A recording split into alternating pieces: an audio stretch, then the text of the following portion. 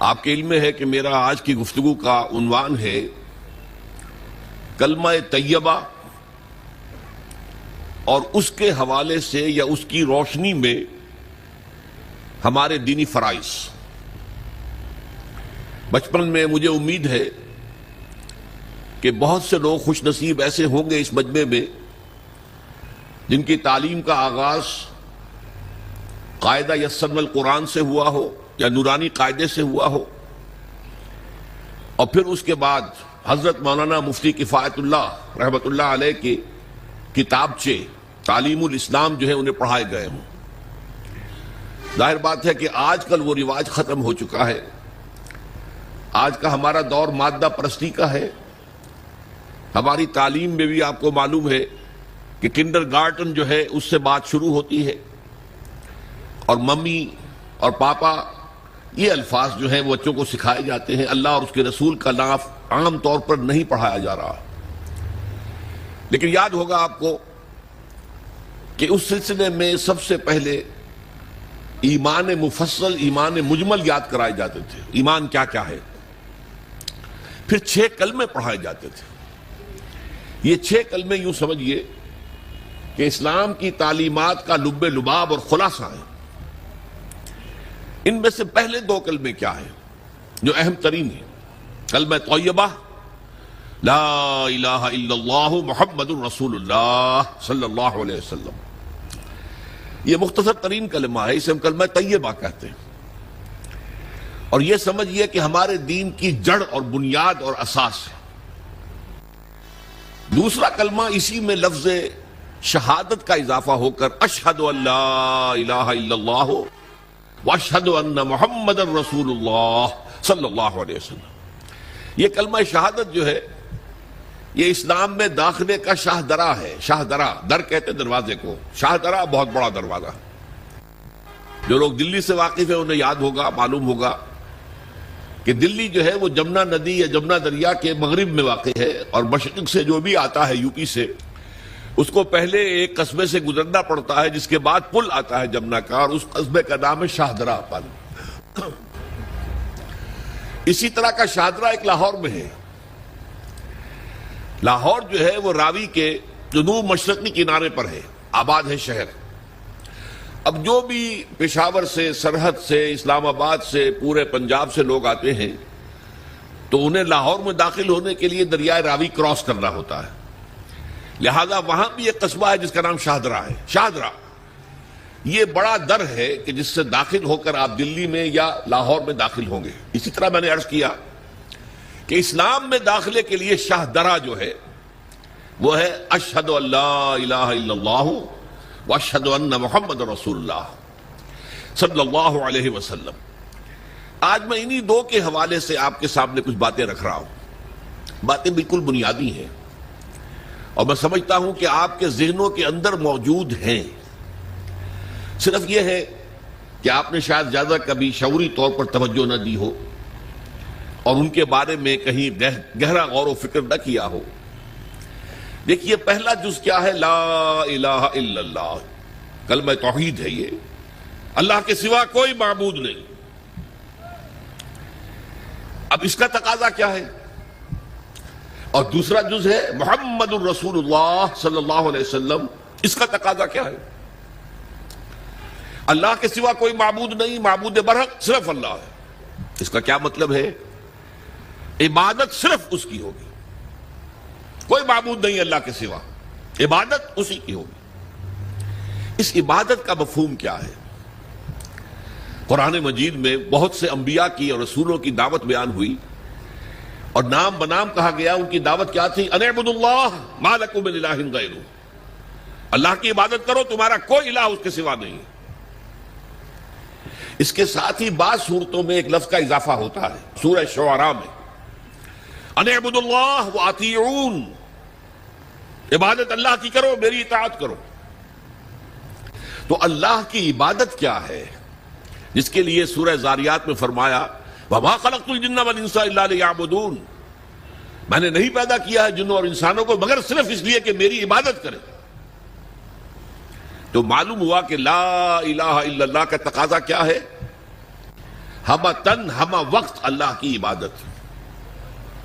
یہ عبادت کیا ہے؟ بدقسمتی سے مسلمانوں پر جو زوال آنا شروع ہوا خلافت راشدہ کے بعد سے، ایک زوال اسلام کا شروع ہو گیا، اگرچہ مسلمانوں کا تو عروج جاری رہا. دور بنو امیہ میں، دور بنو عباس میں دنیاوی اعتبار سے سطوت، شان اور شوکت بڑھتی چلی گئی، لیکن اسلام جو ہے اس کے اندر زوال شروع ہو گیا. سب سے پہلا زوال کیا آیا؟ وہ خلافت کہ جو مسلمانوں کو اپنے میں سے کسی بہترین شخص کا انتخاب کر کے جس کا تعین ہونا چاہیے تھا، وہ خلافت موروثی عہدہ بن گئی، خاندانی بات بن گئی، قبائلی بات بن گئی. یہ ہمارے زوال کا پہلا مظہر تھا. بہرحال اس کے بعد رفتہ رفتہ ہمارے تصورات بھی کچھ محدود ہوتے چلے گئے. ہوتے ہوتے بات یہاں تک پہنچی کہ عبادت کا مطلب ہے نماز، روزہ، حج اور زکوٰۃ. اب پہلی بات تو یہ سوچئے، کیا انسان ہر وقت نماز پڑھتا ہے، ہمیشہ روزہ رکھتا ہے؟ جب اللہ کہہ رہا میں نے تو پیدا ہی کیا میری عبادت کے لیے، کوئی اور کام اگر وہ کر رہا ہے تو وہ میرے مقصد تخلیق کے خلاف کر رہا ہے. وما خلقت الجن والانس الا لیعبدون. میں نے تو جنوں اور انسانوں کو صرف اس لیے پیدا کیا کہ میری عبادت کریں. تو اصل میں بات کیا ہے؟ یہ نماز، روزہ، حج اور زکوٰۃ یہ بھی عبادات تو ہیں، اصل عبادت کچھ اور ہے. اصل عبادت کیا ہے؟ عبد کہتے ہیں غلام کو. غلام پچھلے زمانے کا تصور کیجئے، یہ ایسا نہیں تھا جیسے آپ کسی کو ملازم رکھ لیں. آج امپلائر امپلائی ریلیشن شپ یہ اور ہے. آپ نے کسی کو ملازم رکھا ہے، فرض کیجئے دہاڑی پر رکھا ہے، وہ 8 گھنٹے کام کرے گا پھر چھٹی کرے گا. اس کے بعد وہ آپ کا کوئی تابع نہیں ہے، آپ کا غلام نہیں ہے، بلکہ آپ کا بھی ایک ہی ووٹ ہوگا. جب الیکشن ہوگا اس کا بھی ایک ہی ووٹ ہوگا. تو اصل میں غلام جو ہوتا تھا وہ ہمہ وقت، ہمہ تن، ہمہ جہت، ہمہ وجوہ بندگی کرتا تھا، اطاعت کرتا تھا. ملازم کہہ سکتا تھا کہ میرے تو اوقات ختم ہو گئے. آپ نے کسی کو رکھا خانسامہ کی حیثیت سے، اور فرض کیجئے ابھی فلش سسٹم نہیں آیا تھا تو بیت الخلاء جو ہے آپ جس طرح کے ہوتے تھے سب کو یاد ہے. کسی دن بھنگن نہیں آئی، آپ کہیں اس سے خانسامہ سے کدھر جاؤ بیت الخلاء صاف کراؤ، وہ صاف کیا کہ صاحب میں تو خانسامہ ہوں، میں آپ کو کھانا پکا کر دینے کا پابند ہوں، میں یہ آپ کا بیت الخلاء صاف کرنے کا تو پابند نہیں ہوں. کہے گا کہ نہیں کہے گا؟ لیکن غلام نہیں کہہ سکتا. غلام تو ملکیت ہے، وہ 24 گھنٹے کا مطیع ہے، جو کام کہا جائے کرنے پر مجبور ہے، انکار نہیں کر سکتا. اور آپ کو معلوم ایک اور بات ہونی چاہیے کہ غلام تو خود مملوک ہوتا ہے، اس کی ملکیت کوئی نہیں ہوتی. آقا نے کوئی اگر کوٹھڑی دے دی ہے کہ تم رات کو اس میں سو جایا کرو تو کیا وہ اس کوٹھڑی کا مالک ہو گیا؟ آقا نے کوئی چارپائی دے دی ہے اس پر سویا کرو تو کیا چارپائی کا مالک ہو گیا؟ نہیں، قتل نہیں، خود مملوک ہے. اور پچھلے زمانے میں غلاموں کا معاملہ کیا تھا؟ آقا جب چاہے ذبح کر دے، قتل کر دے، کوئی مقدمہ نہیں بنے گا، نہ 302 کا نہ 304 کا. کیوں؟ جیسے آپ کی بکری آپ کی ملکیت تھی، آپ نے ذبح کیا، گوشت کھا لیا، کوئی پوچھ سکتا آپ سے؟ میری بکری تھی بھائی، میں نے ذبح کیا. Who are you to ask me؟ اسی طرح غلام میری ملکیت ہے، میں نے قتل کر دیا، میں نے اپنا نقصان کیا ہے نا. میں اس غلام کو فروخت کرتا تو کچھ پیسے مل جاتے مجھے، لیکن اختیار میرا ہے، میں نے اسے قتل کر دیا. اس معنی میں اللہ کا غلام بن جانا، اللہ کا بندہ بن جانا. یہ بندہ جو ہے یہ فارسی کا لفظ ہے، عبد عربی کا لفظ ہے. عبد سے عبادت بنا، بندے سے بندگی بنا. چنانچہ شیخ سعدی کا شعر ہے مشہور، جو مسجدوں میں پہلے لکھا جایا کرتا تھا. آج کل تو ہمارا نئی قسم کی مسجدوں کے ڈیزائن بنتے ہیں نا. پچھلے زمانے میں کیا ہوتا تھا؟ اس در کے اوپر چوکٹا بنا ہوا ہے، روز محشر کے جانگ اداس بود، اولی پرسش نماز بود. وہ قیامت کا دن جو بہت سخت ہے، پہلا حساب نماز کا ہوگا. اور یہ شعر بھی لکھا ہوتا تھا، زندگی آمد برائے بندگی، زندگی بے بندگی شرمندگی. یہ زندگی ہمیں ملی ہی بندگی کے لیے ہے. وما خلقت الجن والانس الا لیعبدون. تو اگر ہم بندگی نہیں کرتے اللہ کی تو شرمندگی ہی شرمندگی ہے، گویا کہ ہم اپنے مقصد تخلیق کو تو پورا نہیں کر رہے. آپ نے قلم بنایا تھا لکھنے کے لیے، لکھتا نہیں ہے تو اٹھا کے پھینک دیں گے، آپ اس کو کوڑے میں ڈالیں گے. لہذا انسان کی تخلیق اور جنوں کی تخلیق بندگی کے لیے ہوئی. زندگی آمد برائے بندگی، زندگی بے بندگی شرمندگی.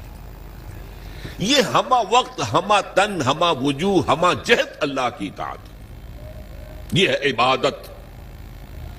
اس عبادت کے لیے عبادات ہمیں دی گئی ہیں. جیسے یہ اگر کھڑا ہوا ہے شامیانہ تو آپ نے دیکھا یہ جو بانس کھڑے ہوئے ہیں، یہ عبادت جو ہے اس کی چھت سمجھ لیجئے 4 ستونوں پر کھڑی ہے. نماز، روزہ، حج، زکات. نماز کس لیے؟ تاکہ 5 مرتبہ تازہ کر لو اللہ سے عہد بندگی، ایاک نعبد و ایاک نستعین. کہیں بھول مت جانا. صبح ہوئی ہے، پہلے اپنا اللہ سے بندگی کا عہد تازہ کر لو، پھر دکان پر جانا، پھر دفتر میں جانا، اور پھر دوپہر میں پھر نکلو، پھر تازہ کرو. وہ آپ کا لنچ آور ہوگا لیکن اس میں اللہ کو پہلے یاد کرو. پھر جب بہت زیادہ ایکٹیویٹی کا ٹائم ہوتا ہے شام کا، پھر یاد کرو اللہ کو عصر کے وقت، پھر مغرب کے وقت، پھر رات کو عشاء. 5 دفعہ یاد کرو اقم الصلاۃ لذکری، کہ تمہیں یہ بات یاد رہے کہ ہم اللہ کے بندے ہیں اور ہمارا کام بندگی ہے. ہما تن، ہما وجوہ، ہما وقت اللہ کی عبادت. روزہ کیوں دیا؟ تاکہ نفس کے اندر جو شیطنت ہے، ان النفس لامارۃ بالسوء، اس نفس کو کنٹرول کرنے کی عادت ہو جائے. بھوک برداشت کرو. کسی وقت کھانے کو حلال چیز نہیں مل رہی تو بھوک برداشت کرو، فوراً کسی حرام شے کے اندر منہ نہ مار دو. تمہارے اندر عادت ہونی چاہیے. پیاس شدید لگی ہوئی ہے تو اگر کوئی صحیح مشروب نہیں ہے تو ایسا نہ کرو کہ اب کیا کریں، یہاں پر تو سوائے جو شراب کا کچھ ملتا ہی نہیں تو لو شراب ہی پیتے ہیں. اس کے لیے مشق کرانے کے لیے 30 دن صبح سے شام تک جائز مشروب بھی نہ پیو، جائز کھانا بھی نہ کھاؤ، تاکہ تمہارے اندر صلاحیت پیدا ہو جائے کہ باقی 11 مہینوں میں ناجائز سے تو بچو. یہ ہے عبادت کے ساتھ ان عبادات کا تعلق. ایک بڑی ہمارے اندر جو ہے نفس کی خواہش، دولت پرستی، اس کو نکالنے کے لیے صدقہ، خیرات، انفاق، خرچ کرو خرچ کرو خرچ کرو، تاکہ یہ دولت کی محبت دل میں سے کھرچی جائے. اور یہ تینوں حکمتیں جمع کر دی ہیں حج کے اندر. حج میں احرام کے اندر پابندیاں ہوتی ہیں، وہ روزے کے مشابہ ہیں. بڑی رقم خرچ ہوتی ہے، یہ زکوٰۃ و صدقات کے مشابہ ہو گئی. اس میں تلبیہ ہوتا ہے، لبیک اللہم لبیک لبیک لا شریک لک لبیک ان الحمد والنعمت لک والملک لا شریک لک. یہ اللہ کا ذکر ہو رہا ہے. تو ذکر اور انفاق اور نفس کو کنٹرول کرنا، یہ تینوں چیزیں جمع کر دی حج میں. وہ جامع عبادات، جامع العبادات. لیکن ان عبادتوں کے اوپر چھت آئے گی اسلام کی پوری، ہما جہت، ہما وقت اللہ کی بندگی، اللہ کی اطاعت. یہ جو عبادت ہے، ایک بات اور نوٹ کر لیجئے، یہ عبادت جو ہے زبردستی بھی دنیا میں کرائی جاتی رہی. مثلا بنی اسرائیل پر فرعون مسلط تھا، اپنے احکام منواتا تھا کہ نہیں؟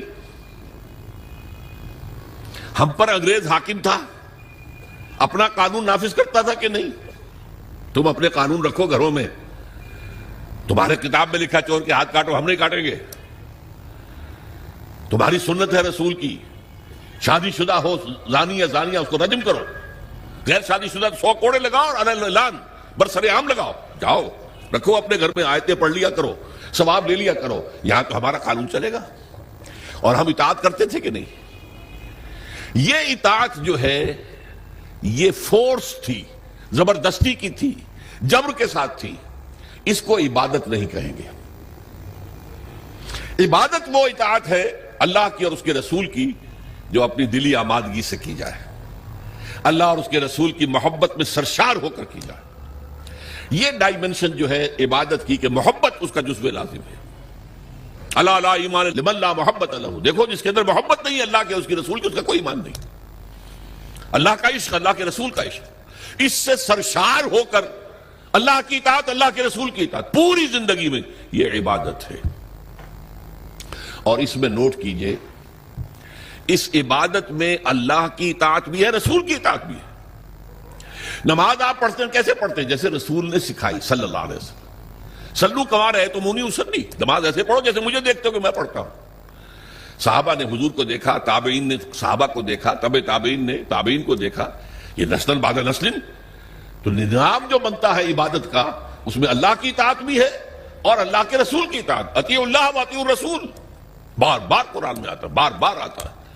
اور میں نے آپ کو بتایا کہ بہت سے رسولوں کی دعوت تو آئی ان اعبدوا اللہ ما لکم من الہ غیرہ، لیکن اسی کو دوسری جگہ پر بیان کیا گیا ان اعبدوا اللہ و اطیعون، اللہ کی عبادت کرو اور میری اطاعت کرو.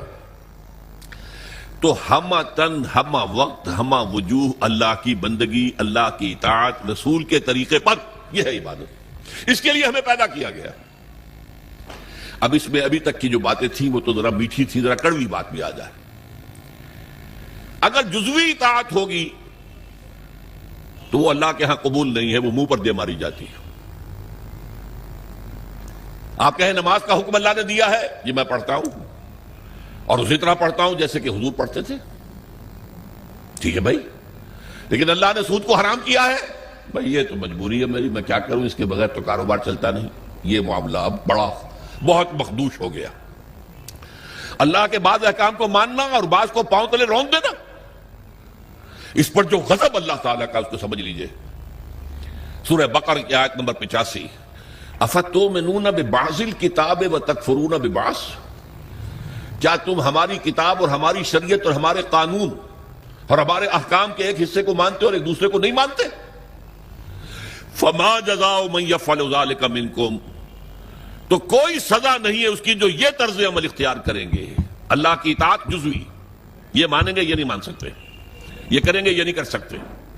فما جزاء من یفعل ذلک منکم الا خزی فی الحیاۃ الدنیا، اس کی سزا اس کے سوا کچھ نہیں کہ دنیا کی زندگی میں تو ذلیل اور خوار اور رسوا کر دیے جائیں. وَيَوْمَ الْقِيَامَةِ يُرَدُّونَ فِي أَشَدِّ الْعَذَابِ، يُرَدُّونَ إِلَىٰ أَشَدِّ الْعَذَابِ، اور قیامت کے دن شدید ترین عذاب میں جھونک دیے جائیں. دیکھیے یہ میرا قول نہیں، میں تو اللہ کی بات بتا رہا ہوں. پہلا حصہ آج پوری دنیا میں ہمیں نظر آ رہا ہے، ہم ذلیل و خوار ہیں. شاعر کہتے رہے ہیں آج کیوں ذلیل کے کل تک نہ تھی پسند، گستاخی فرشتہ ہماری جناب میں.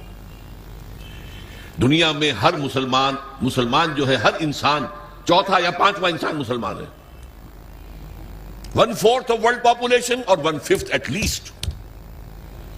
لیکن مسلمانوں کے لیے عزت کہیں نہیں ہے، ذلت. دنیا کے معاملات میں ہم سے کوئی رائے نہیں دیتا. کسنوی پرسد کے بھیا کیشتی تم کون ہو؟ بھائی اب G7 بیٹھیں گے، فیصلہ کریں گے. G8 ہوں گے، G9 ہوں گے، G13 ہوں گے، G15 ہوں گے، یا یہ کہ سیکیورٹی کونسل ہوگی UN کی، وہ فیصلہ کریں گے تم کون ہو. کوئی مسلمان ملک نہ 3 میں نہ 13 میں، نہ G7 میں نہ G15 میں، کوئی بھی نہیں. ہماری پالیسیاں کوئی اور بناتے ہیں. ہمارے پاس تو کوئی کنڈولیزا رائس آ جاتی ہے، یا اس سے پہلے کوئی اور آ جاتا تھا اور آ کر حکم دے کے چلے جاتے ہیں یہ کرو، اور کرتے ہیں، دونوں ہاتھ جوڑ کر کرتے ہیں. یہ صورتحال کیوں ہے؟ یہ ذلت اور یہ رسوائی. اور ایک بات پر توجہ کیجئے، آج دنیا میں اس پورے گلوب میں جہاں بھی خون بہتا ہے مسلمان کا بہتا ہے. 50 برس سے کشمیر میں اور فلسطین میں کس کا خون بہ رہا ہے؟ بوسنیا میں کس کا بہا؟ کوسوو میں کس کا بہا؟ مقدونیہ میں کس کا بہا؟ چچنیا میں کس کا خون بہ رہا ہے؟ فلپائنز میں کس کا خون بہ رہا ہے؟ تھائی لینڈ میں اب شروع ہو گیا ہے. ایک صوبے میں مسلمان اکثریت میں ہیں، وہ چاہتے ہیں کہ ہمیں علیحدہ ملک دیا جائے. ان کے اوپر گولیاں برس رہی ہیں، مارا جا رہا ہے ان کو. اس سے پہلے صومالیہ میں کس کا خون بہا تھا؟ نوٹ کر لیجئے، آج اس کرۂ ارضی پر خون جہاں بہ رہا ہے وہ مسلمان کا. افغانستان میں لاکھوں مار دیے، اور آپ کو معلوم ہے کہ عراق کے اندر کتنے لاکھ مار دیے گئے کچھ اندازہ ہی نہیں، اور ابھی تک معاملہ چل رہا ہے. یہ ذلت اور رسوائی کیوں ہے؟ کہ ہم اپنی پوری زندگی میں اللہ کی بندگی نہیں کر رہے. لہذا اللہ نے کہا ذلت، رسوائی، ضربت علیہم الذلۃ والمسکنہ. اب ذلت اس دنیا میں، تذلل اور ذلت، یہ تمہارا مقدر ہے، یہ سزا ہے اللہ کی. بش کا باپ کچھ نہیں کر سکتا، شیرون کا باپ کچھ نہیں کر سکتا جب تک کہ اذن رب نہ ہو، پتہ نہیں ہل سکتا جب تک کہ اذن رب نہ ہو. کیوں ہو رہا ہے یہ اللہ کی سزا ہے. فما جزاء من يفعل ذلك منكم الا خزي في الحياة الدنيا ويوم القيامة يردون الى اشد العذاب. جو لوگ بھی یہ روش اختیار کریں کہ دین کا ایک حصہ قبول سر آنکھوں پر اور ایک حصہ پاؤں تلے، ان کی سزا اس کے سوا کچھ نہیں کہ دنیا کی زندگی میں ذلیل و خوار کر دیا جائے اور آخرت کی زندگی میں قیامت کے دن شدید ترین عذاب میں جھونک دیا جائے۔ یہ طرز عمل اللہ کو کافروں کے مقابلے میں اگر مسلمان یہ طرز عمل کریں گے تو کافروں سے بدتر ہے اللہ کی نگاہ میں۔ وہ تو صرف صاحب کہتے ہیں ہم نہیں مانتے محمد کو صلی اللہ علیہ وسلم، ہم نہیں مانتے قرآن کو، نہیں مانتے۔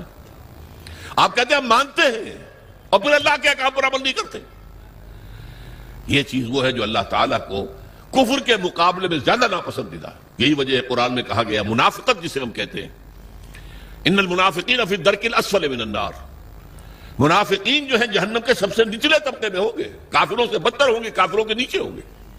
کیوں کہتے وہ ہیں کہ ہم ایمان رکھتے ہیں اللہ پر، ہم ایمان رکھتے ہیں اللہ کے رسول پر، ہمیں عشق ہے اللہ کے رسول سے، دیکھو ہم نعتیں پڑھتے ہیں، دیکھو ہم حج کے لیے جاتے ہیں، دیکھو ہم عمرے کرتے ہیں، دیکھو رمضان میں کتنی چہل پہل ہمارے یہاں ہو جاتی ہے افطاری کے وقت، دیکھو مسجدیں بھری ہوتی ہیں تراویح میں، لیکن بھائی وہ اسلام کا قانون کہیں نافذ ہے؟ کہیں اسلامی احکام کی تنفیذ ہے؟ تمہاری یہ ادھوری اور جزوی عبادت اللہ کو قبول نہیں ہے۔ اللہ جو ہے بہت غیور ہے، جسے آپ کہتے ہیں نا پیکج ڈیل۔ پیکج ڈیل کیا ہوتا ہے؟ ٹیک اٹ اور لیو اٹ، ہمیں تمہاری کوئی ضرورت نہیں ہے، اللہ تو غنی ہے عن العالمین، ہمارا دین لینا ہے پورا لو ورنہ دفع ہو جاؤ۔ یا ایھا الذین آمنوا ادخلوا فی السلم کافہ، اہل ایمان اسلام میں داخل ہو پورے کے پورے سموچے۔ جزوی اسلام اسلام نہیں ہے، جزوی عبادت عبادت نہیں ہے، جزوی بندگی بندگی نہیں ہے، بلکہ ڈٹائی ہے، ڈٹائی اللہ کے ساتھ مذاق ہے۔ قرآن مجید میں آیا ہے نا کہ یہ لوگ جو ہیں یخادعون اللہ والذین آمنوا وما یخدعون الا انفسهم، یہ دھوکہ دینا چاہتے ہیں اللہ کو اور اہل ایمان کو، حالانکہ دھوکے اپنے آپ کو ڈالا ہوا۔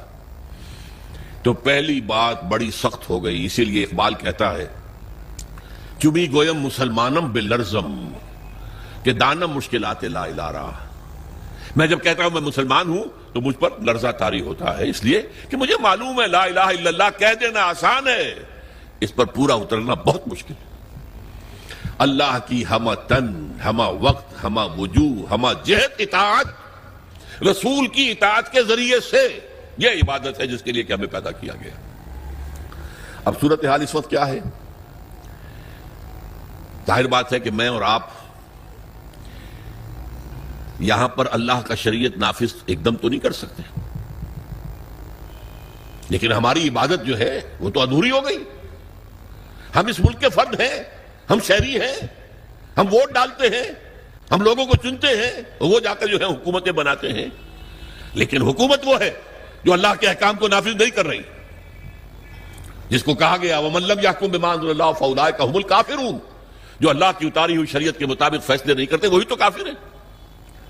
تم نے کسے کافر سمجھا ہے؟ بتوں سے تجھ کو امید ہے، خدا سے نو امیدی، مجھے بتا تو صحیح اور کافری کیا ہے؟ کافری تو یہی ہے، وَمَن لَّمْ يَحْكُم بِمَا أَنزَلَ اللَّهُ فَأُولَٰئِكَ هُمُ الْفَاسِقُونَ وَمَن لَّمْ يَحْكُم بِمَا أَنزَلَ اللَّهُ فَأُولَٰئِكَ هُمُ الظَّالِمُونَ۔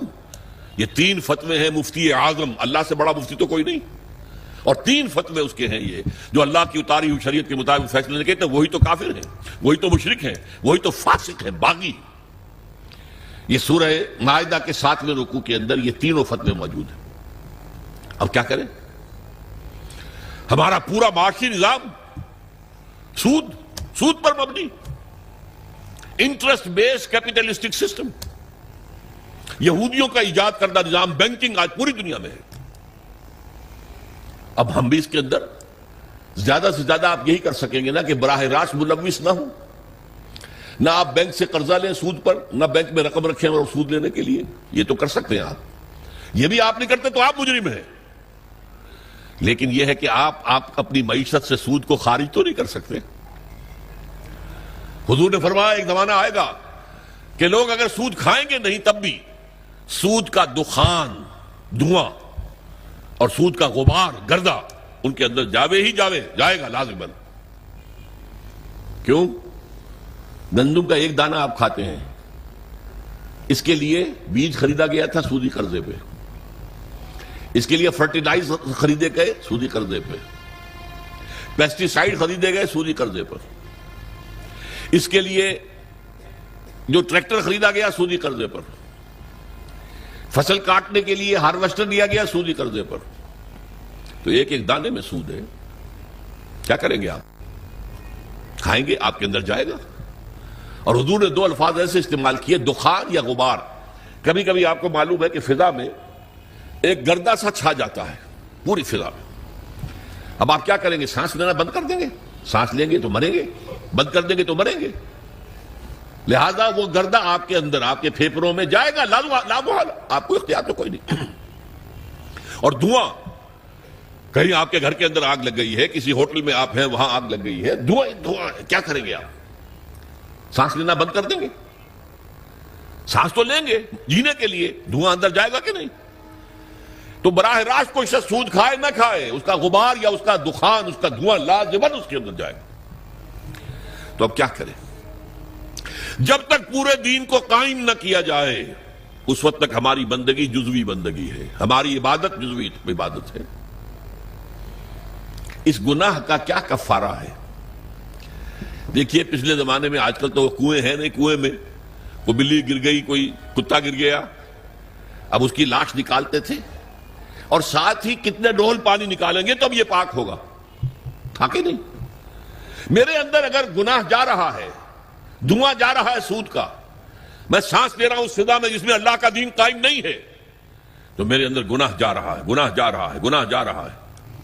اس کا کفارہ کیا ہوگا؟ اس کو صفائی کیسے کریں گے؟ تن من دھن لگا دو اللہ کے دین کو قائم کرنے کے لیے. ابھی یہ عزیزم نوید صاحب جو کہہ رہے تھے بار بار اقامت دین، اقامت دین، کیا مطلب ہے اقامت دین کا؟ دین کو قائم کرنا، پورا دین. جیسے آپ کہتے ہیں ایک ہے نماز پڑھنا، ایک ہے نماز قائم کرنا، زمین و آسمان کا فرق ہے نا. اقیم الصلاۃ، اقیم الصلاۃ، اقیم الصلاۃ. یہ قیام جو ہے نماز کا نظام کا، اس کے لیے مسجدیں تعمیر ہوتی ہیں، اس کے لیے امام اور خطیب رکھے جاتے ہیں، وہاں پر بر وقت جماعت ہوتی ہے، ایک امام کے پیچھے کھڑے ہو کر ہم نمازیں پڑھتے ہیں. یہ نماز کا نظام ہے. اسی طریقے سے دین کا نظام، اقیم الدین، دین کو قائم کرو. اور اسی کو کہا وَيَكُونَ الدِّينُ كُلُّهُ لِلَّهِ، دین پورا کا پورا اللہ کا ہو جائے. فوجداری قوانین بھی اسی کے ہوں، دیوانی قوانین بھی اسی کے ہوں، وراثت کا قانون بھی اسی کا ہو، سود کو جڑ سے نکال کے پھینکا جائے، بیع و شرع کی جو حرام شکلیں ہیں ان کو ختم کیا جائے، جوئے کا خاتمہ کیا جائے، بے پردگی بے حیائی کا خاتمہ کیا جائے.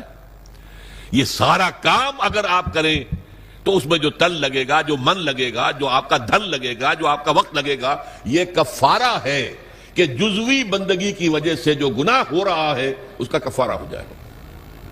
اگر آپ یہ نہیں کرتے تو اس کا مطلب یہ کہ آپ بھی اسی نظام کے حامی ہیں. وہ دیکھیے جو کہا تھا نا بش نے یا اس کے سیکریٹری پاول نے 11 ستمبر 2001 کو، آر یو ود اس اور اگینسٹ اس؟ یاد ہے؟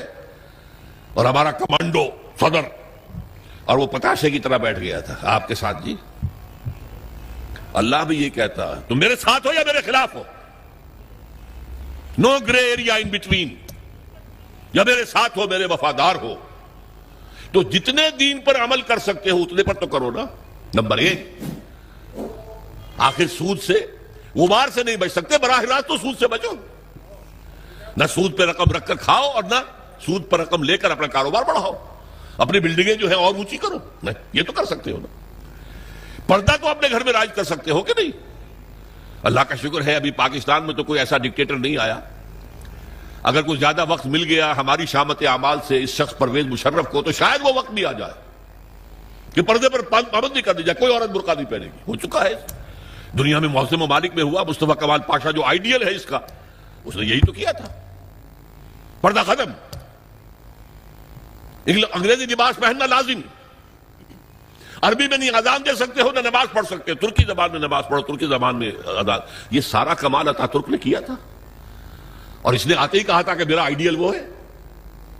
یہ تو اللہ کو معلوم ہے کل کیا ہونا ہے.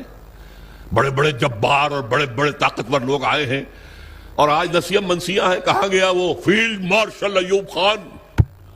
کہاں گیا وہ یحییٰ خان؟ کہاں گیا بھٹو؟ کہاں گیا ضیاء الحق؟ تو بڑے بڑے تنتنے والے، بڑے بڑے دبدبے والے لوگ آئے ہیں، وہ سب نسیم منسیہ ہو گئے. تو میں نہیں کہہ سکتا کہ اس کے لیے ابھی کتنے دن ہیں. اللہ تعالیٰ کی طرف سے اگر مہلت اسے ملے گی تو ہماری شامت اعمال کی وجہ سے ملے گی. اس لیے کہ حضور نے فرمایا ہے, کس قدر پیاری حدیثیں یاد آ گئی, اعمالکم اموالکم, تمہارے اپنے عمل تم پر حاکم ہو جاتے ہیں. تم خود بے ایمانی کرتے ہو تو بے ایمانی تمہارے حاکم ہوں گے. تم خود سودی لین دین میں ملوث ہو تو سود کا نظام ہی تمہارے اوپر رہے گا. اعمالکم اموالکم. اور ایک اور حدیث میں آیا ہے, کما تکونون کذالک یؤمر علیکم, جیسے تم خود ہوگے ویسے تمہارے حکمران جو ہے وہ حاکم بنا دیے جائے. اسی لیے جو نوید صاحب کہہ رہے تھے, پہلے اپنے آپ کو بدلو. ان اللہ لا یغیر ما بقوم حتی یغیروا ما بانفسہم. خدا نے آج تک اس قوم کی حالت نہیں بدلی, نہ ہو جس کو خیال آپ اپنی حالت کے بدلنے کا. اس کے لیے کیا طریقہ کار ہوگا وہ میں بعد میں عرض کروں گا.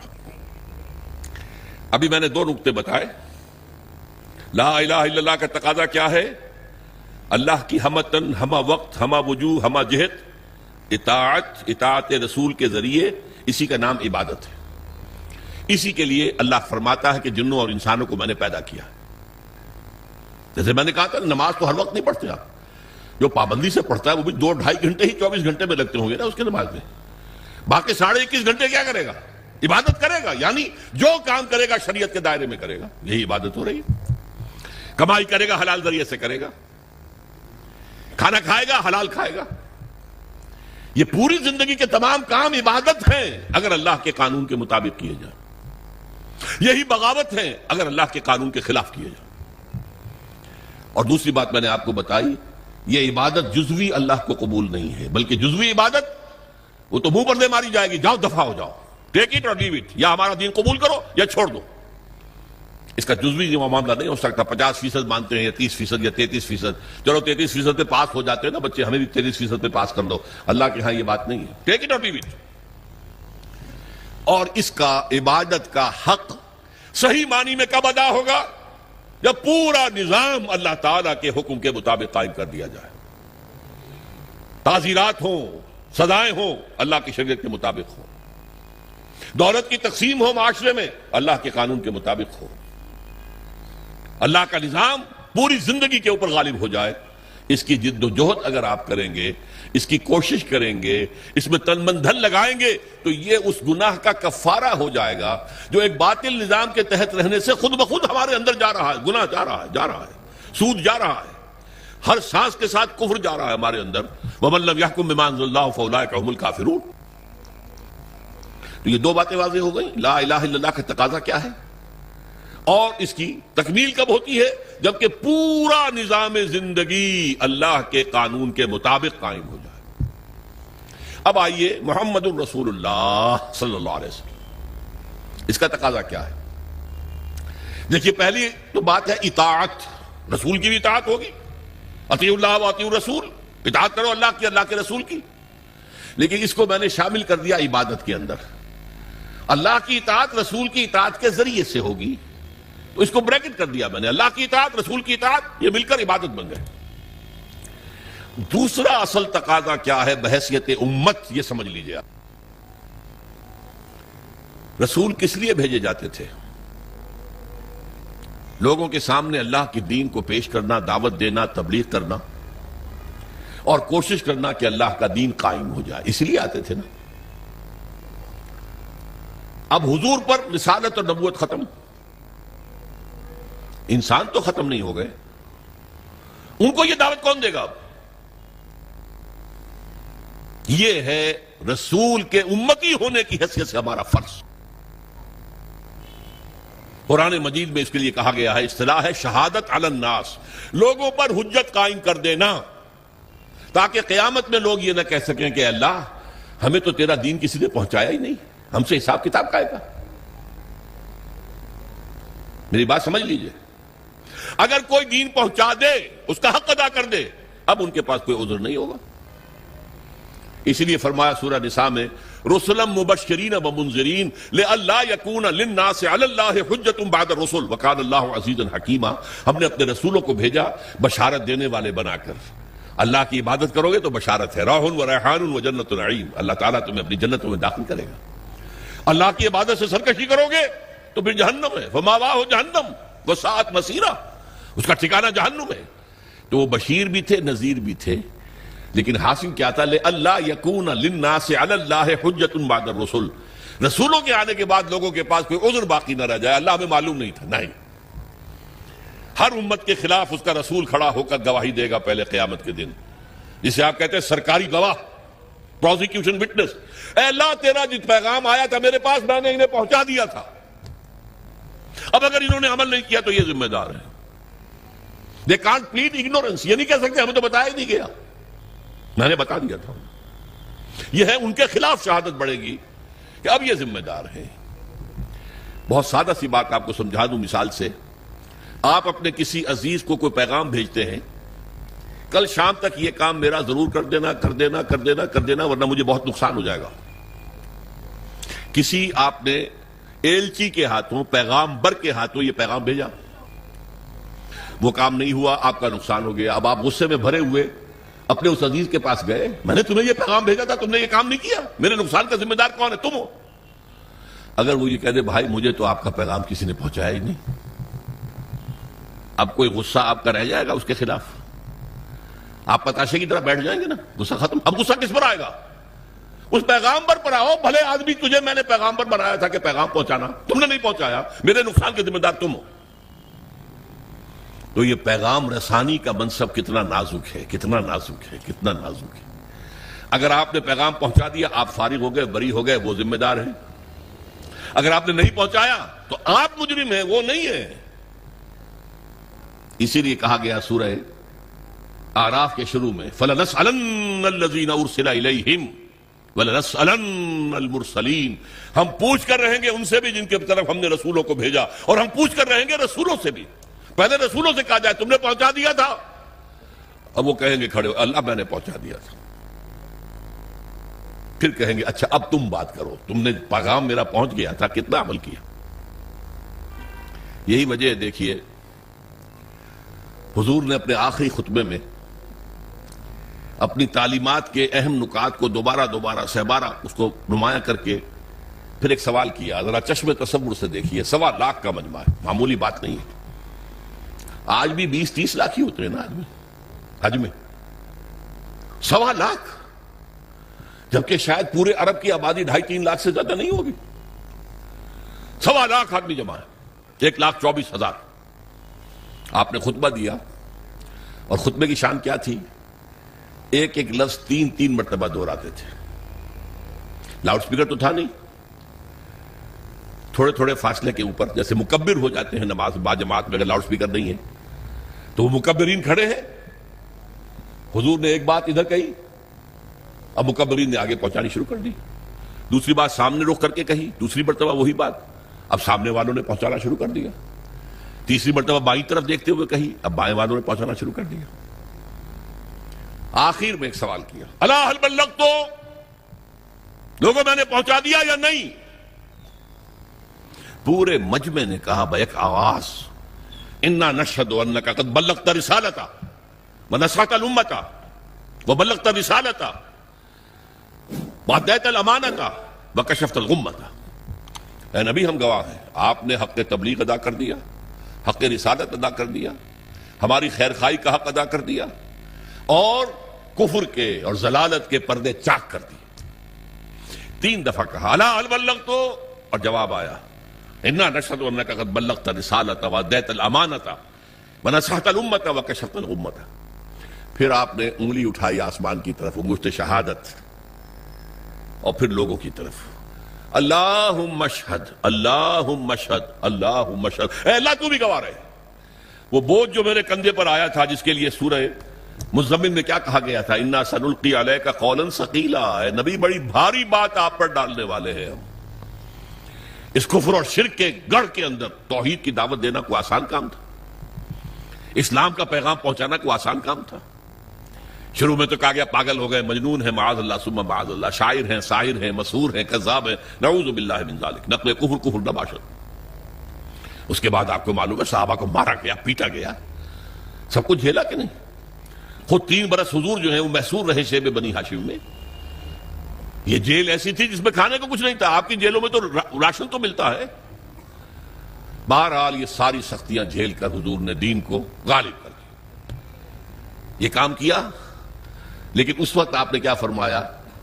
اپنی بات 3 دفعہ کہہ کر الا هل بلغت انا نشهد انك قد بلغت الرسالة واديت الامانة ونصحت الامة وكشفت الغمة. پھر کہا فَلْيُبَلِّغِ الشَّاهِدُ الْغَائِبَ، اب تمہارے ذمے ہے جو یہاں ہے وہ پہنچائیں پورے چہار دانگے عالم تک اس پیغام. اس لیے کہ میں صرف تمہارے لیے رسول بن کر نہیں آیا تھا. وَمَا أَرْسَلْنَاكَ إِلَّا كَافَّةً لِلنَّاسِ بَشِيرًا وَنَذِيرًا، اے نبی ہم نے نہیں بھیجا ہے آپ کو مگر پوری نوع انسانی کے لیے بشیر اور نذیر بنا کر. آپ واحد رسول ہیں اللہ کے، واحد.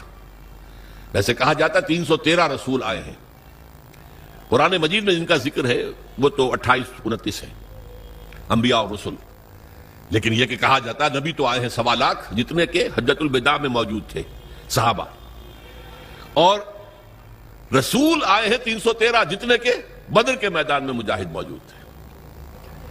بہرحال حضور نے فرمایا میں تو پوری دنیا کے لیے رسول بنا کر بھیجا گیا، میں نے تمہیں پہنچا دیا، تم پہنچاؤ آگے، تاکہ میں تمہارے خلاف گواہ بنوں گا قیامت کے دن. اے اللہ میں نے انہیں پہنچا دیا تھا. Now they are responsible, they are accountable. اور تمہیں یہی گواہی دینی ہوگی اے اللہ تیرے رسول نے جو ہمیں پیغام پہنچایا تھا آپ نے پوری دنیا میں پھیلا دیا. اس مضمون کے لیے لفظ شہادت آتا ہے قرآن میں، اس لیے کہ شہادت کا لفظ جو ہے وہ رسالت کی اصطلاح کے طور پر ہے. یا ایھا النبی انا ارسلناک شاہدا وبشیرا ونذیرا وداعیا الی اللہ باذنہ وسراجا منیرا. سورہ مزمل میں فرمایا انا ارسلنا الیکم رسولا شاہدا علیکم کما ارسلنا الی فرعون رسولا.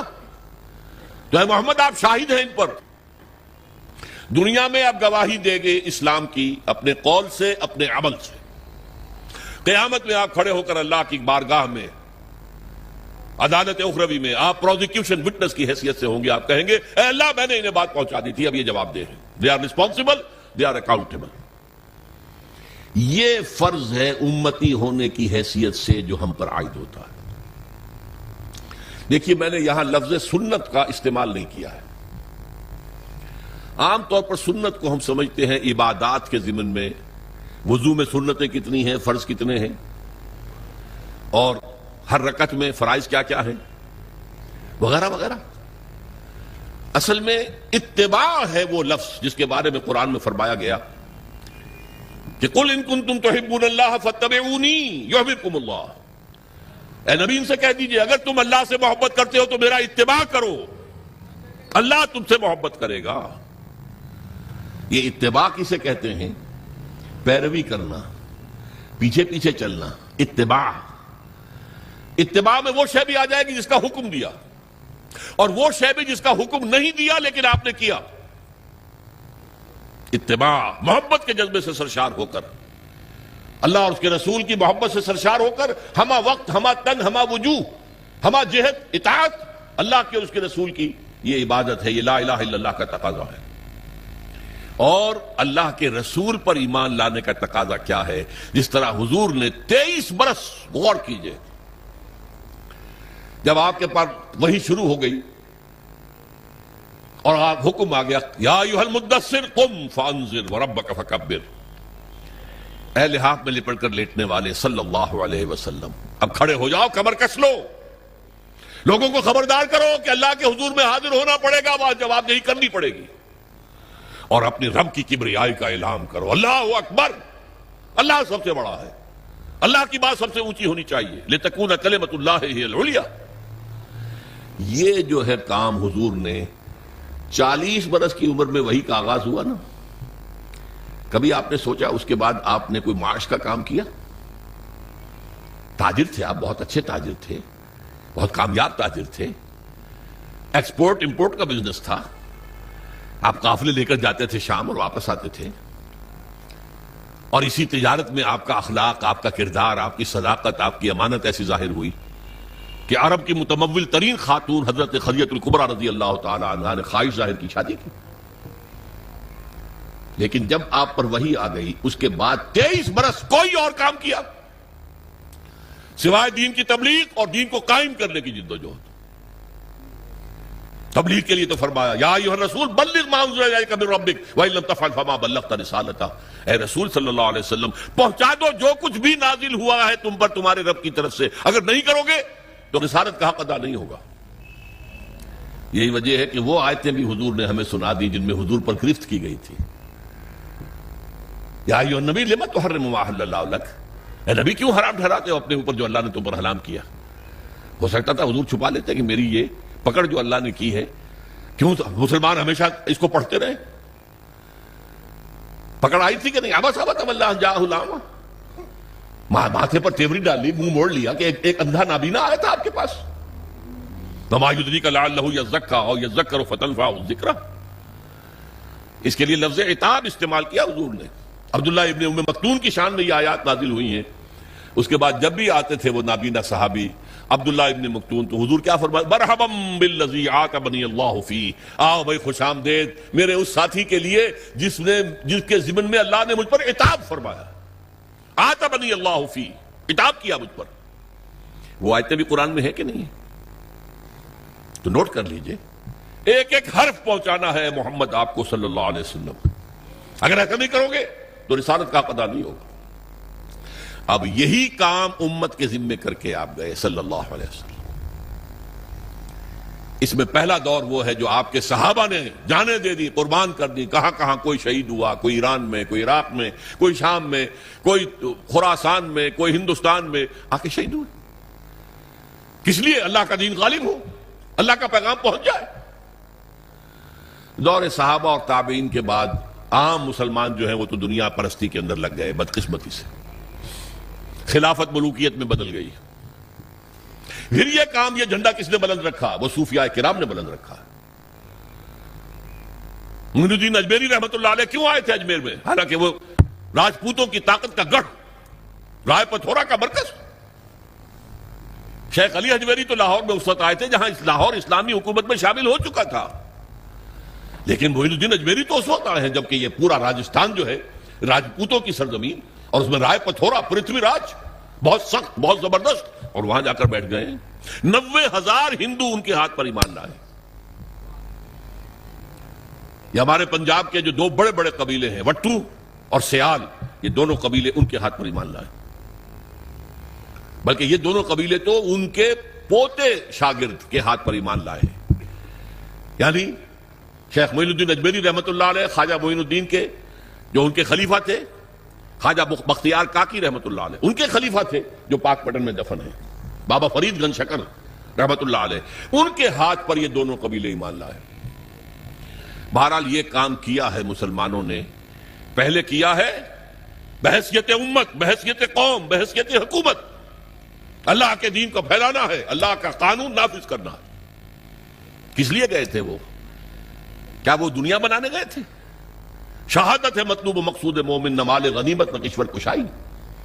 پھر جب عام مسلمان اور بادشاہ جو ہے ہمارے بن گئے، وہ بھی عیش پرست ہو گئے، محل بنانے شروع کر دیے، جو دنیا میں اور عیاشیاں ہو کرتے تھے بادشاہ انہوں نے بھی شروع کر دی، تو پھر صوفیاء کرام نے وہ جھنڈا سنبھال لیا، ان کے ذریعے سے یہ دعوت پھیلی ہے۔ یہ عرب تاجر تھے، وہ اپنے حسن خلق کی بنیاد پر، یہ سارا جو ہندوستان کا مغربی ساحل ہے جسے مالابار کہتے ہیں آپ، یہاں سارا اسلام جو آیا عرب تاجروں کی وجہ سے آیا۔ پورا یہ ملک جو ہے انڈونیشیا، ملیشیا، یہ ملایا، سماٹرا، جاوا، یہ سارے یہ بھی عرب تاجروں کی وجہ سے ایمان لائے۔ وہاں کبھی چڑھائی نہیں کی گئی، کبھی وہاں تلوار نہیں اٹھی اسلام کے لیے، بلکہ عرب تاجروں کی تبلیغ سے اور ان کی خوش خلقی، ان کے جو کاروبار میں صداقت اور امانت کے عنصر دیکھے ایمان لے آئے لوگ۔ بہرحال یہ جان لیجئے کہ اس کے بعد سے جبکہ یہ ادارہ بھی کم ہو گیا، کمزور ہو گیا، اب امت مسلمہ وہ کام سرے سے نہیں کر رہی۔ یہ وہ جرم ہے بحیثیت امت جو ہمیں کام کرنا چاہیے تھا۔ ہم امین ہیں قرآن کے، ہم امین ہیں اللہ کی شریعت کے، اور فخر کرتے ہیں ہم اس پر۔ سارے نبیوں سے افضل ہمارا نبی یقیناً ہے، لیکن اس افضل نبی صلی اللہ علیہ وسلم نے آپ پر کیا ذمہ داری ڈالی تھی؟ بلغوا انی ولو آیا، میرا کوئی ایک بھی امتی نہ رہ جائے جو قرآن کی تبلیغ نہ کرے، چاہے ایک ہی آیت آتی ہے ایک ہی آیت کی تبلیغ کرے۔ یہ حدیث ہے کہ نہیں رسول کی؟ کوئی میرا امتی فارغ نہ رہے اس سے۔ یہ کام ہے جو بحیثیت امتی ہمارے کندھے پر ہے۔ یوں سمجھیے کہ خطبہ حجۃ الوداع میں وہ بوجھ حضور کے کندھے سے اتر کر امت کے کندھے پر آ گیا۔ اسی لیے میں کہا کرتا ہوں سائی آف ریلیف، اے اللہ تو بھی گواہ ہے، یہ مان رہے ہیں میں نے پہنچا دیا ہے، میرے اوپر اب کوئی بوجھ نہیں۔ اِنَّا سَنُلْقِي عَلَيْكَ قَوْلًا ثَقِيلًا، وہ بھاری بات کا بوجھ میرے کندھے سے اتر گیا۔ یہ شہادت ہے، اور اس کے لیے قرآن مجید میں دو جگہ آیا۔ ایک صورت ہے سورہ حج، جو مکی دور کی آخری صورتوں میں سے ہے۔ ایک صورت ہے سورہ بقرہ، جو مدنی دور کی پہلی صورت ہے۔ ان دونوں میں درمیان میں ہجرت ہے، ادھر سورہ حج، ادھر سورہ بقرہ۔ سورہ حج میں فرمایا اے مسلمانوں جاہدوا فی اللہ حق جہادہ، جہاد کرو اللہ کی راہ میں جتنا کہ اس کی جہاد کا حق ہے۔ اور کس لیے کرو؟ لیکون الرسول شہیدا علیکم وتکونوا شہداء علی الناس، تاکہ ہمارے رسول صلی اللہ علیہ وسلم وہ تمہارے خلاف گواہی دے قیامت میں کھڑے ہو کر کہ اللہ تیرا دین جو میرے پاس آیا تھا میں نے پہنچا دیا تھا، اور تم یہی گواہی دو کھڑے ہو کر اے اللہ تیرے نبی سے جو دین ہمیں ملا ہم نے پوری دنیا میں پھیلا دیا تھا۔ یہ مقصد ہے اس امت کی تشکیل کا۔ انسانوں کی تخلیق عبادت رب کے لیے ہے، تشکیل امت یہ اس مقصد کے لیے ہے۔ اسی لیے جب امت کی باقاعدہ تاج پوشی ہوئی ہے، یہ لفظ ذرا آپ چونکیں گے، جیسے کسی بادشاہ کے مرنے کے بعد پھر دوسرا بادشاہ آتا ہے تو اس کی تاج پوشی ہوتی ہے نا۔ 2000 سال تک یہودی بنی اسرائیل اس مقام پر فائز تھے۔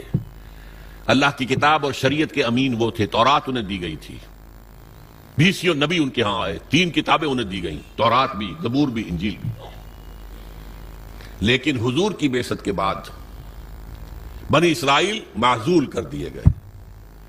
ایک نئی امت نبوت اور رسالت محمدی کی بنیاد پر وجود میں آئی، وہ امت مسلمہ ہے جس کو ہم بدنام کرنے والے ہیں۔ بدنام کنندگان نکو نامے چند، ہم اپنے اسلاف کو بدنام کرنے والے ہیں آج دنیا میں۔ لیکن ہمارا منصب یہ ہے، یہ جو کورونیشن ہوئی ہے کب ہوئی ہے؟ تحویل قبلہ۔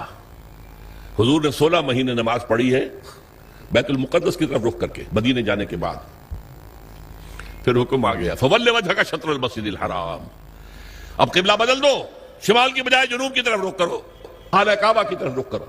یہ علامت تھی کہ اس مرکز والی امت معزول، بنو اسرائیل کا مرکز وہ تھا بیت المقدس، وہ مسجد جو حضرت سلیمان نے بنائی تھی، جسے یہ لوگ ٹیمپل کہہ دیتے ہیں، ہیکل کہہ دیتے ہیں، ہمارے نزدیک تو مسجد اقصیٰ تھی۔ وہ حضرت ابراہیم نے، اسماعیل نے علیہ السلام خانہ کعبہ کی تعمیر نو کی تھی، حضرت سلیمان نے یہ جو بیت المقدس کے اندر مسجد بنائی۔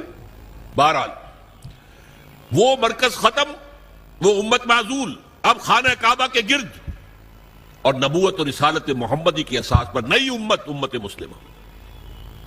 اور اس کے لیے فرمایا وَكَذَلِكَ جَعَلْنَاكُمْ أُمَّةً وَسَطًا لِتَكُونُوا شُهَدَاءَ عَلَى النَّاسِ وَيَكُونَ الرَّسُولُ عَلَيْكُمْ شَهِيدًا، وہی بات جو وہاں کہی گئی لِيَكُونَ الرَّسُولُ شَهِيدًا عَلَيْكُمْ وَتَكُونُوا شُهَدَاءَ عَلَى النَّاسِ، رسول کا ذکر پہلے، امت کا بعد میں، اور یہاں امت کا پہلے كَذَلِكَ جَعَلْنَاكُمْ أُمَّةً وَسَطًا لِتَكُونُوا شُهَدَاءَ عَلَى النَّاسِ وَيَكُونَ الرَّسُولُ عَلَيْكُمْ شَهِيدًا۔ اس مقصد کے لیے جد و جہد، اس کے لیے محنت، اس کے لیے جان کھپانا، اس کے لیے قوت، اس کے لیے صلاحیت خرچ کرنا، مال خرچ کرنا، انفاق کرنا، یہ ہے محمد الرسول اللہ پر ایمان کا تقاضا۔ اب اس میں ایک بات اور سمجھ لیجئے، دین کا پہنچانا ایک ہے قول سے، ایک ہے اپنے عمل سے۔ آپ جو بات کہہ رہے ہیں اس پر عمل کر کے بھی تو دکھائیے نا، ورنہ دیگرہ را نصیحت خود را فضیحت۔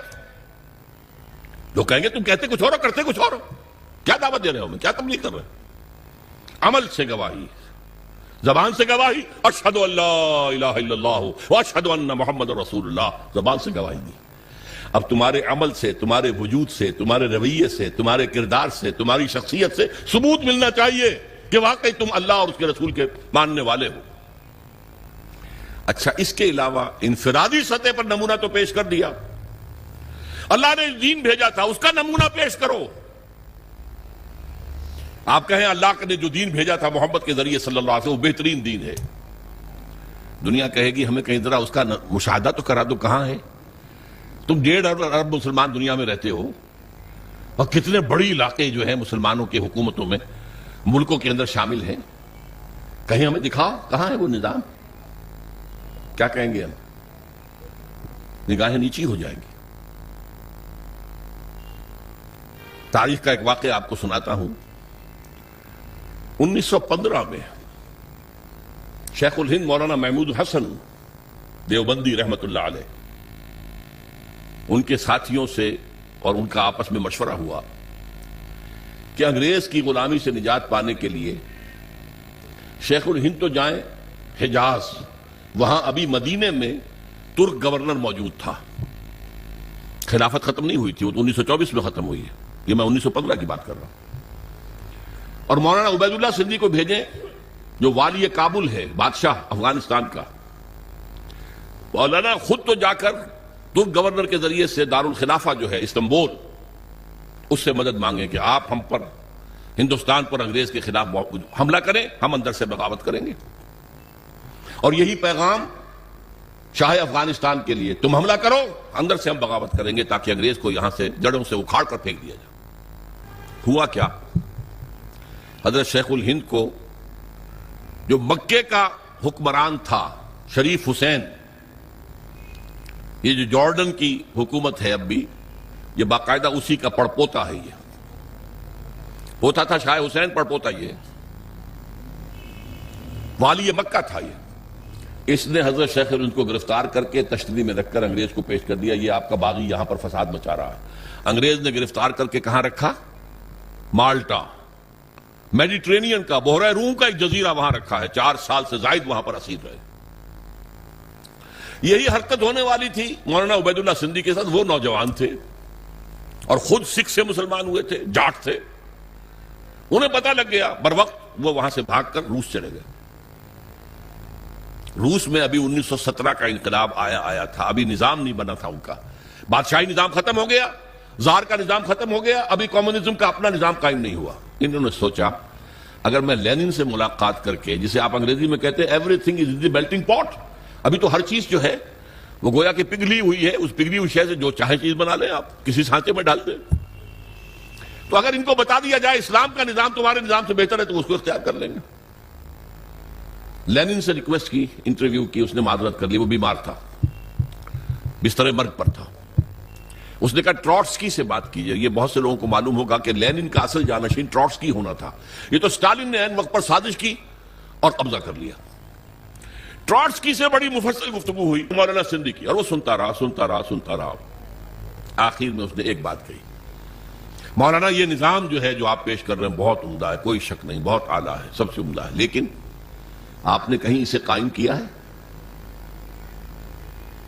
مولانا سندھی کہتے ہیں اس کے بعد جو میری نگاہیں زمین میں گڑ گئیں، میں اس سے دوبارہ آنکھیں چار نہیں کر سکا. ارے اتنی اچھی بات تمہارے پاس ہے اور تم اسے خود اپنے گھر میں نافذ نہیں کرتے. ریوڑیاں آ کر یہاں تقسیم کرنا چاہتے ہو، اپنے بچوں کو ریوڑیاں نہیں دیتے.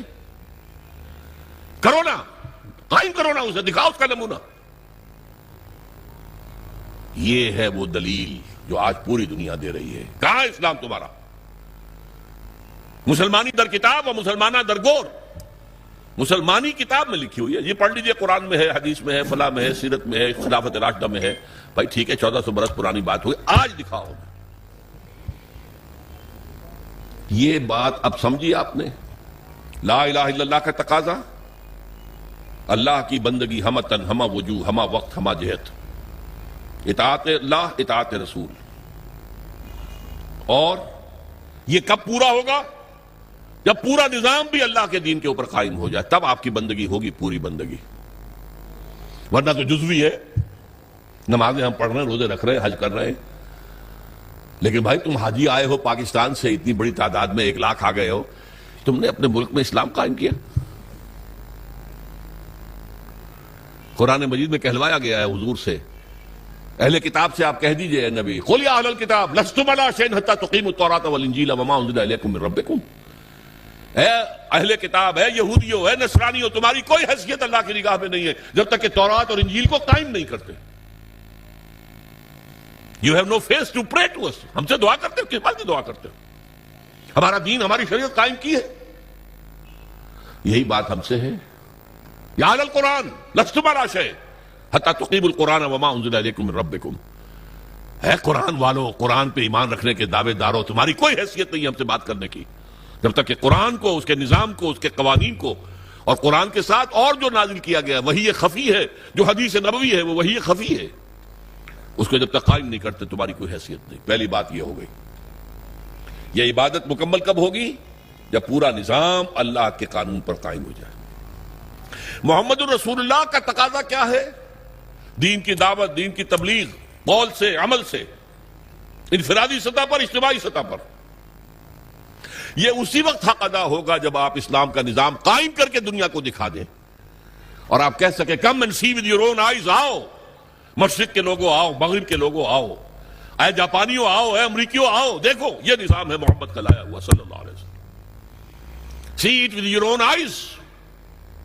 اس سے بہتر نظام کوئی ہو سکتا ہے؟ بتاؤ. یہاں کوئی ریپریشن ہے؟ کوئی جبر ہے؟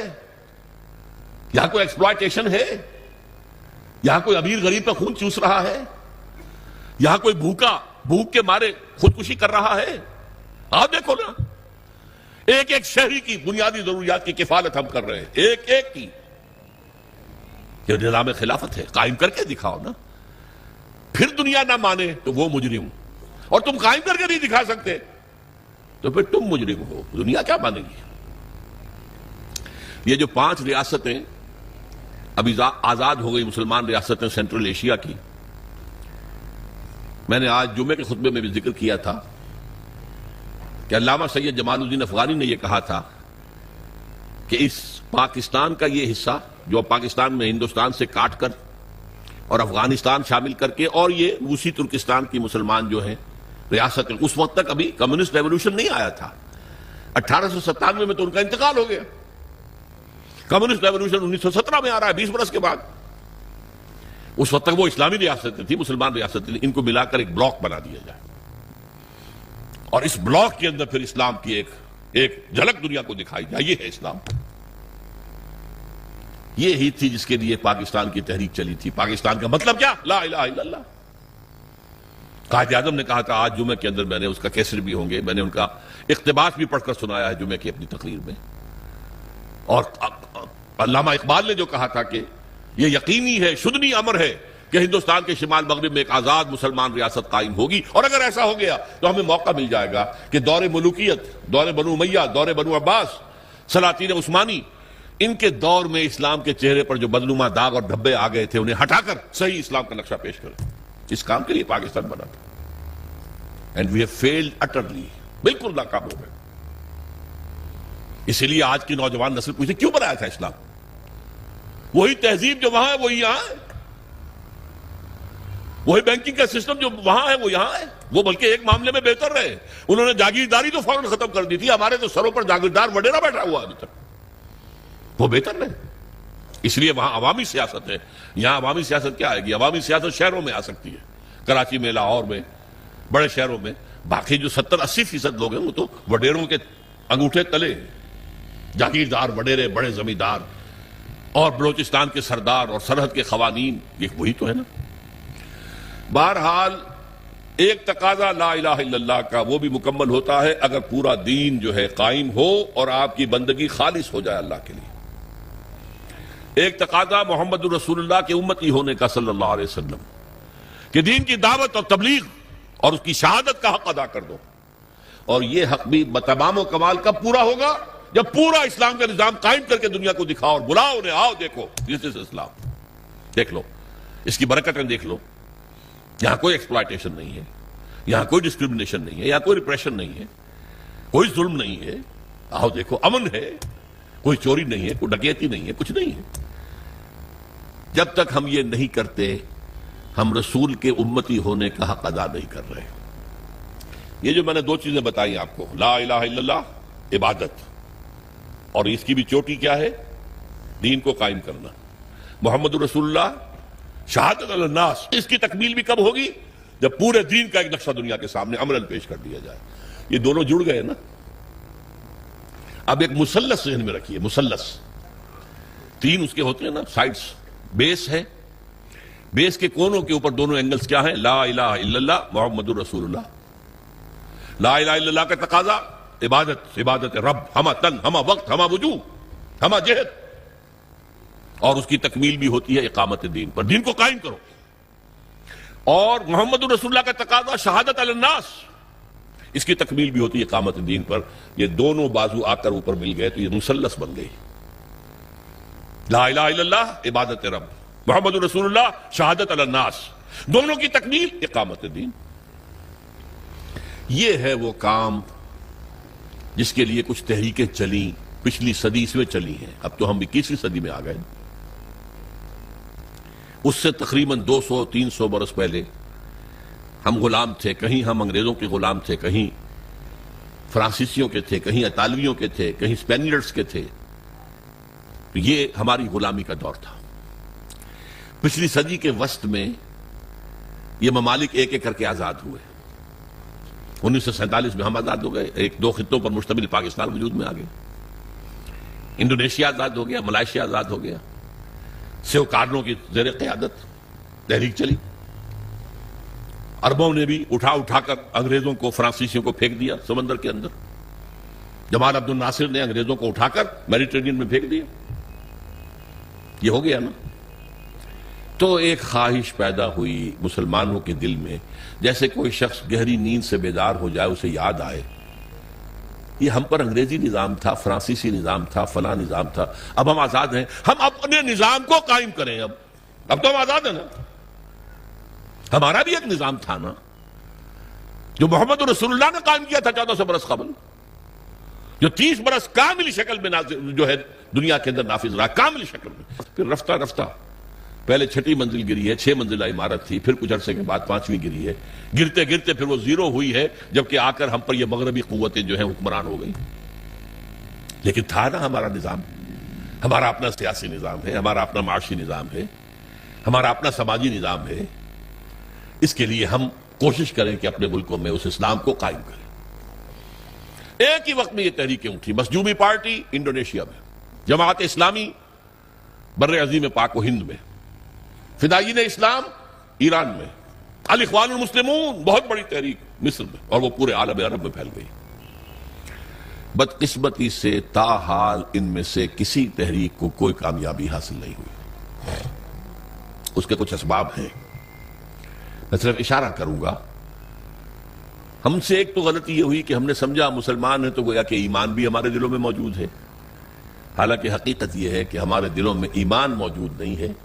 شہادت ہے اشہد ان لا الہ الا اللہ و اشہد ان محمد رسول اللہ. یہ اسلام کی جڑ ہے. اسلام تو ہے، وہ تو موروثی طور پر مل گیا ہمیں، ماں باپ ہمارے مسلمان تھے، مسلمان ہو گئے. دلوں میں یقین والی کیفیت نہیں ہے. جب تک وہ پیدا نہیں ہوگی، جیسا ویسا ایمان جیسا صحابہ کرام کا تھا، اس وقت تک دین قائم نہیں ہو سکتا. اس کے لیے جو قربانیاں دینی پڑتی ہیں وہ یقین والے ایمان کے ساتھ ہی ہو سکتی ہیں. محض یہ شہادت اور لپ سروس کے ذریعے نہیں ہو سکتی. اور دوسری غلطی یہ کی کہ ہم نے بھی دنیا میں کچھ نظام قائم کرنے کے جو دنیا میں مروجہ طریقے تھے وہ اختیار کر لیے. حالانکہ یہ کام تاریخ میں صرف ایک مرتبہ ہوا تھا، صرف ایک رسول کے ذریعے سے. حضرت ابراہیم کے ذریعے سے کوئی نظام قائم نہیں ہوا تھا، نہ حضرت موسیٰ کے ذریعے ہوا، نہ حضرت عیسیٰ کے ذریعے ہوا. یہ صرف محمد رسول اللہ کے ذریعے ہوا. اب ہونا ہے دوبارہ، ہوگا انہی کی سیرت پر عمل کرتے ہوئے. لا يصلح آخر هذه الامہ الا بما صلح به اولها. طریقہ کار وہاں سے لو.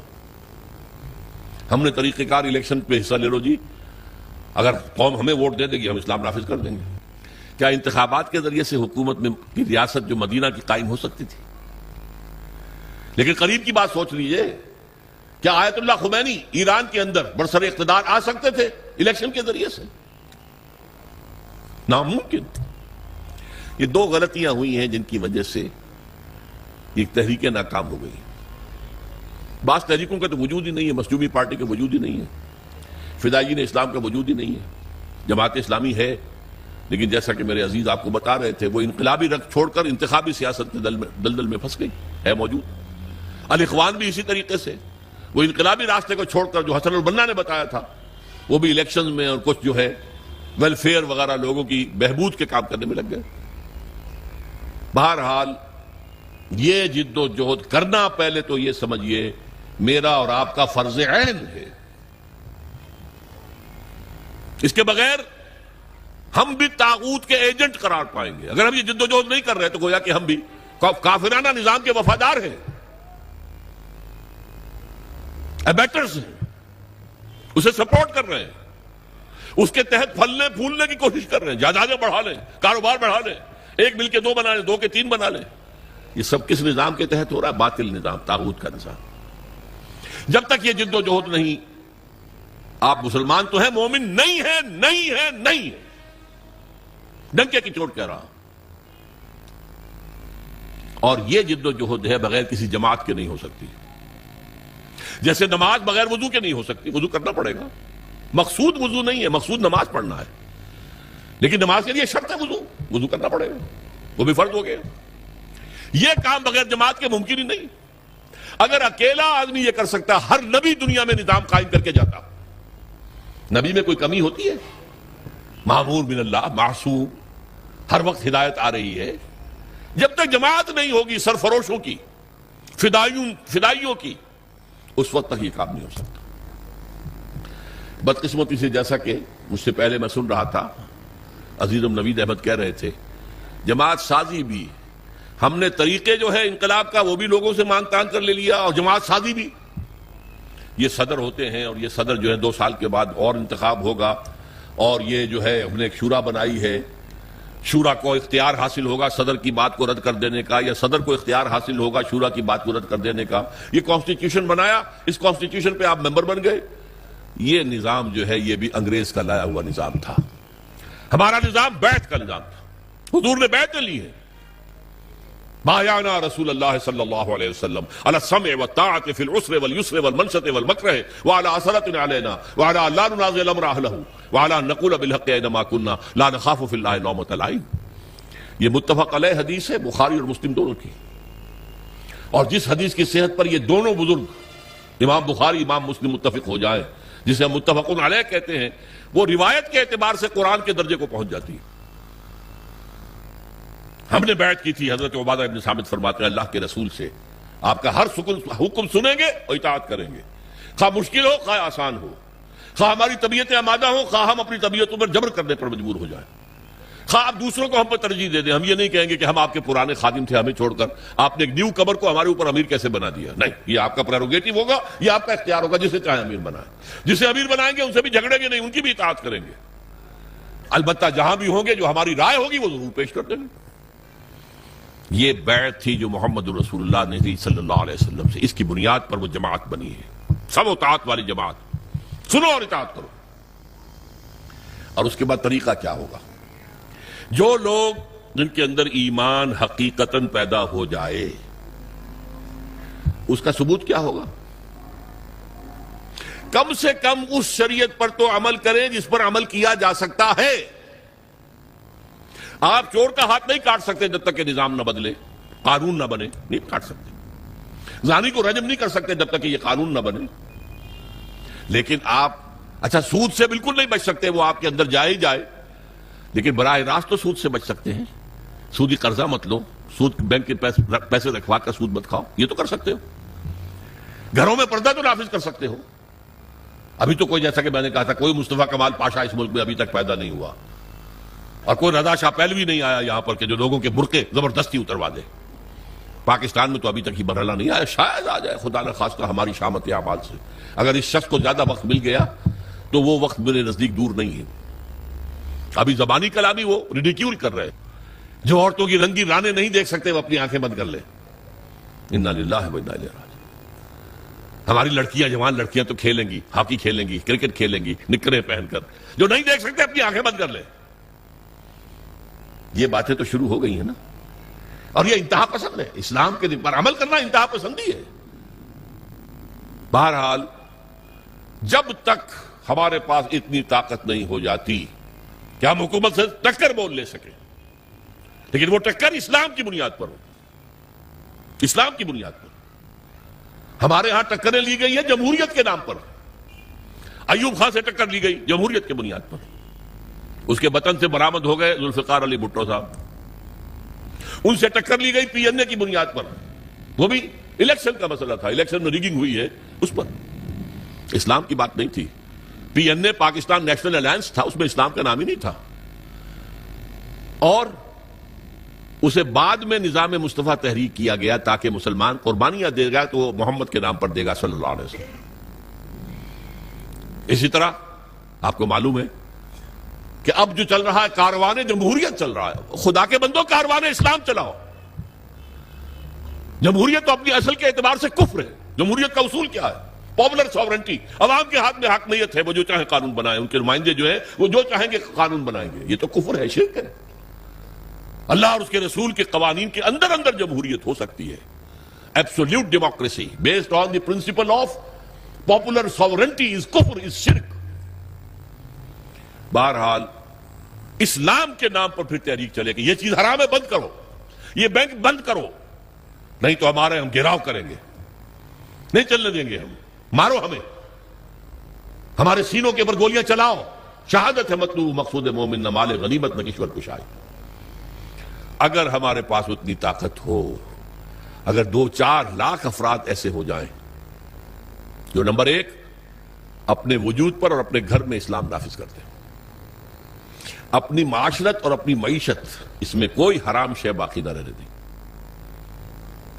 نمبر 2 کسی ایک شخص سے بیعت کریں اور اس کے ساتھی بن جائیں، وی آر ود یو، آپ جو حکم دیں گے بشرطے کہ شریعت کے دائرے سے خلاف نہ ہو مانیں گے، مشورہ ضرور دیں گے، جہاں بھی ہوں گے مشورہ دیں گے، اپنی رائے ظاہر کر دیں گے، لیکن یہ اس جمہوریت کے طریقے سے نہیں ہوتا جو اس پر اقبال نے پھپتی چنی تھی، جست کی تھی کہ جمہوریت ایک طرز حکومت ہے کہ جس میں بندوں کو گنا کرتے تولا نہیں کرتے، گنتی ہو گئی 10 ادھر ہے 11 ادھر ہے، 11 کی بات صحیح، 10 کی بات غلط، کیا پتا ان 10 کے اندر بڑے بڑے علماء، بڑے فضلاء موجود ہوں، بڑے جینیس لوگ موجود ہوں، اور وہ ہوں 11 گوار، یہ 11 ہے، فیصلہ ہوگا، کاؤنٹنگ آف ووٹس، اس کاؤنٹنگ آف ووٹ سے نہیں، جماعت بنے گی لیکن اس پر اللہ اور اس کے رسول کے احکام، جماعتی سطح پر بھی، اور پھر ریاست بنے گی تو اللہ اور اس کے رسول کے احکام اس کے اوپر حاوی ہوں گے۔ اس جد و جہد کے لیے اب تنظیم اسلامی کام کر رہی ہے۔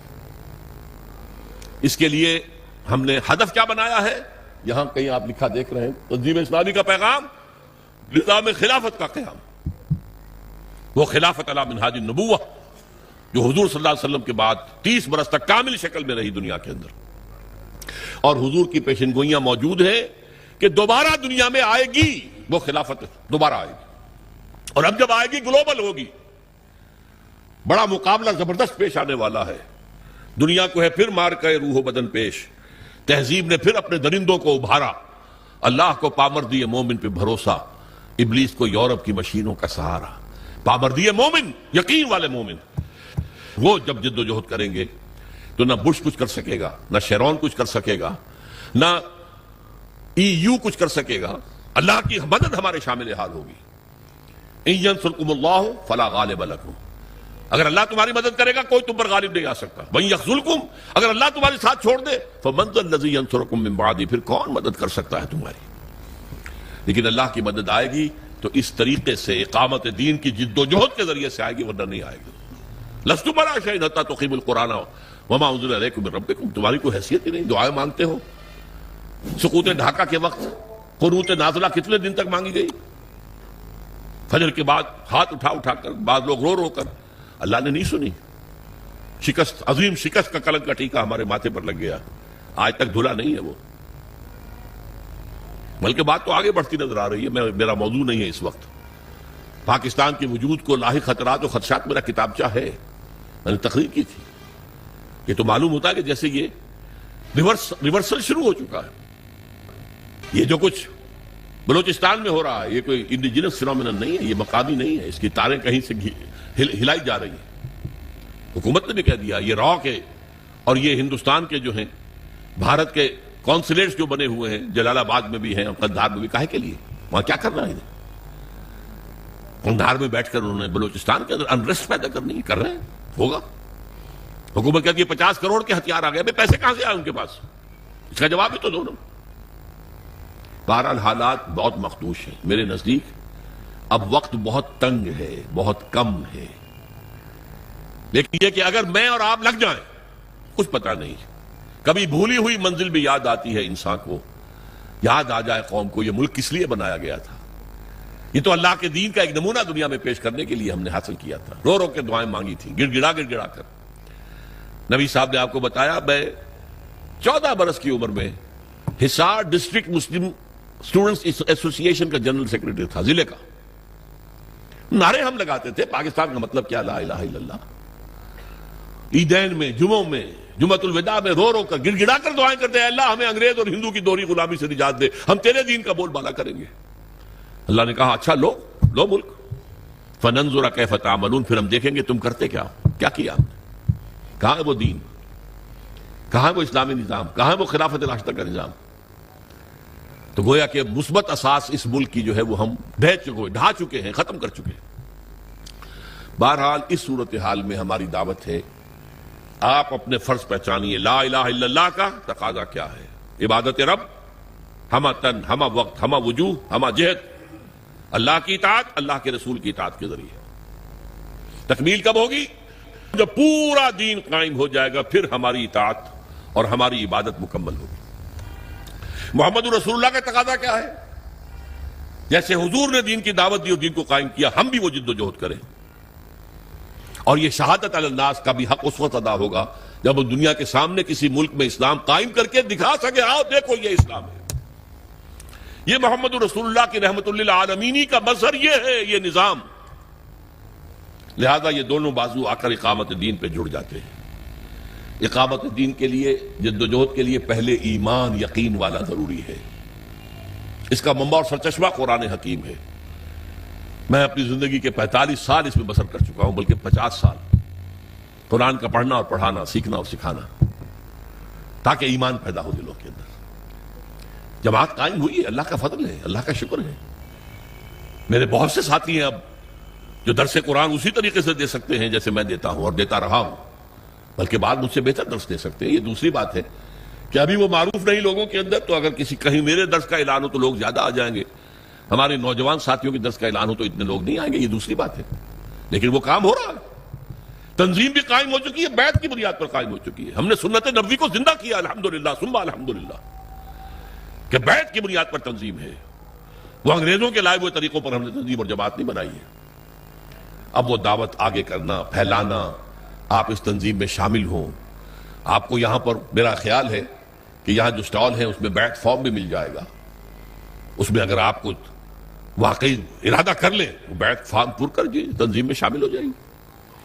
اگر آپ کو کوئی اشکالات ہیں تو ہمارے ساتھی ہیں، ہمارے دفاتر ہیں، وہاں پر جائیے، ان سے گفتگو کیجیے، ان سے آپ لٹریچر لیجیے، آڈیوز کے ویڈیوز لیجیے، دیکھیے، سوچیے، غور کیجیے، لیکن سیریسلی۔